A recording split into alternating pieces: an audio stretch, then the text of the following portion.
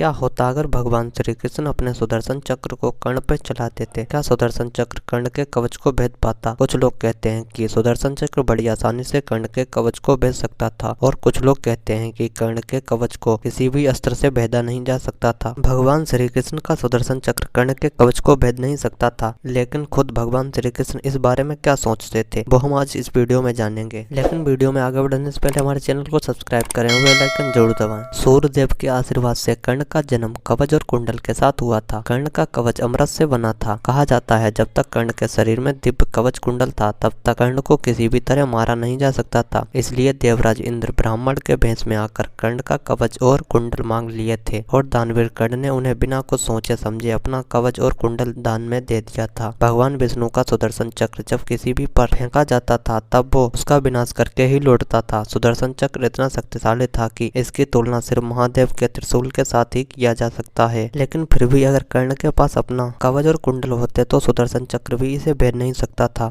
यह स्वयं श्री कृष्ण ने महाभारत में कहा था। घटोत्कच की मृत्यु के बाद जब सारे पांडव दुखी थे तब भगवान श्री कृष्ण हंस रहे थे। यह देखकर जब अर्जुन ने श्री कृष्ण से इसका कारण पूछा तो श्री कृष्ण कहने लगे, इंद्र की दी हुई शक्ति कर्ण ने घटोत्कच पर नष्ट कर दी है, इसलिए कर्ण युद्ध में मारा गया है। यह तुम समझ लो। युद्ध में कार्तिकेय के समान शक्तिशाली कर्ण के सामने कोई भी खड़ा नहीं हो सकता था। सौभाग्य की बात यह है कि कर्ण के कवच कुंडल छीन लिए गए। उसकी अमोघ शक्ति भी घटोत्कच पर गिरकर नष्ट हो गई। अगर कर्ण कवच कुंडल के साथ युद्ध लड़ने आता तो वो देवताओं के साथ साथ तीनों लोकों को भी जीत लेता। इंद्र, वरुण, कुबेर और स्वयं यमराज भी युद्ध में उसका सामना नहीं कर सकते थे। तुम गांडीव उठाकर और मैं सुदर्शन चक्र उठाकर दोनों एक साथ जाते तो भी रणभूमि में कवच कुंडल से युद्ध कर्ण से जीत नहीं पाते। तुम्हारे हित के लिए तुम्हारे पिता इंद्र ने छल से शत्रुओं पर विजय पाने वाले कर्ण के कवच कुंडल छीन लिए। अब कर्ण के पास कवच कुंडल और शक्ति अस्त्र नहीं है। फिर भी देवता और असुर मिलकर भी कर्ण को मार नहीं सकते। कर्ण को मारने का सिर्फ एक ही उपाय है, जब उसके रथ का पहिया भूमि में धंस जाए, वो असावधान हो जाए, तब तुम मेरे संकेत के अनुसार सावधान होकर महारथी कर्ण को मार देना। अगर कर्ण युद्ध में शस्त्र उठा लेगा तो ब्रजधारी इंद्र भी कर्ण को मार नहीं पाएंगे। दोस्तों, भगवान श्री कृष्ण की इन बातों से साबित होता है कि अगर कर्ण के पास कवच कुंडल होते तो भगवान श्री कृष्ण का सुदर्शन चक्र भी कर्ण के कवच कुंडल को भेद नहीं सकता था, क्योंकि कर्ण के कवच कुंडल अमृत से बने थे। दोस्तों, वीडियो कैसी लगी कमेंट करके जरूर बताना। ऐसी और वीडियो देखने के लिए चैनल को सब्सक्राइब कर ले।